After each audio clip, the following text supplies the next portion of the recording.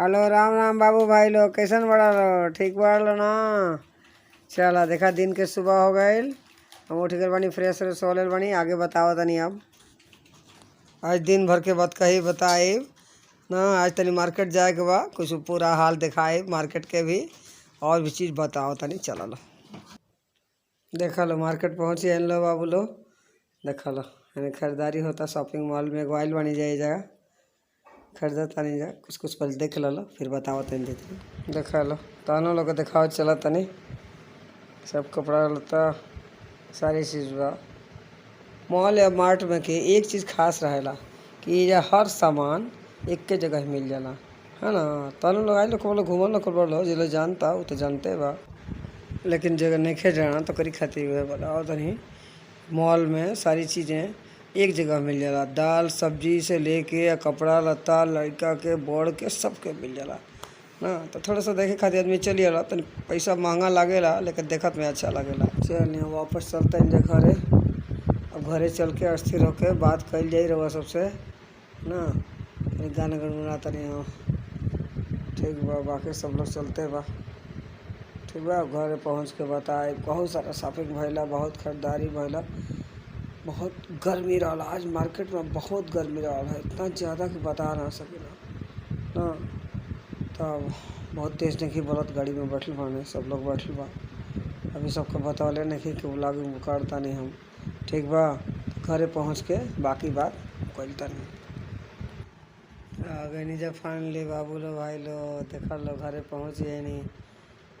इतना गर्मी इतना अथी के बाद घरे आ गए नहीं है। देखा खरीदारी बहुत भइल है, सामान के भी दिखावे के हालत नहीं, इतना थकान भइल बा ना।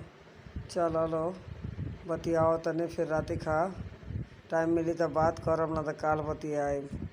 आज भर रुक गए बानी अब अपनी सहेली के यहाँ। अब सहेली से बात ना करवानी है, अच्छा रुको उन्हों से तनी मिलवा दी, तनी बतियावा दी, ठीक बा। तो का दिखाओ तनी सहेली के बारे में। और बहुत पुरान सहेली है, उनका घर बनत रहा बहुत दिन से। एगो मकान बन गया जब रहे लो, एगो और मकान बनवावत रही है बहुत दिन से। कहते तनी आए देखे भूमि पूजनों में ना गए नहीं। तो चलिए सब चलिए उनसे मिलाएं तनी आप सबके, देखी कौन हमारी सहेली बड़ी। चलिए ठीक है, मिलते हैं, जीवन में मिलते रहेंगे ऐसे ही। ओके बाय। देखा लो उनकर जमीनिया दिखाओ तनी, जहाँ घरवा बना था रास्ता में मानी जा। अभी पहुँच के दिखाओ तनी हो जा कौन घरवा बनत रहा। देखिए सब आ गए नहीं, अरे देखिए नहीं ये घरवा बना था ना।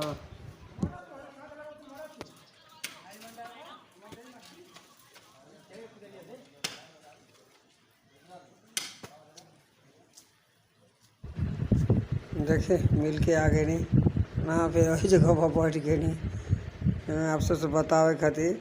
चलिए तब अभी आज के तो हो गए, कल निकलल जाई फिर घरे खातिर।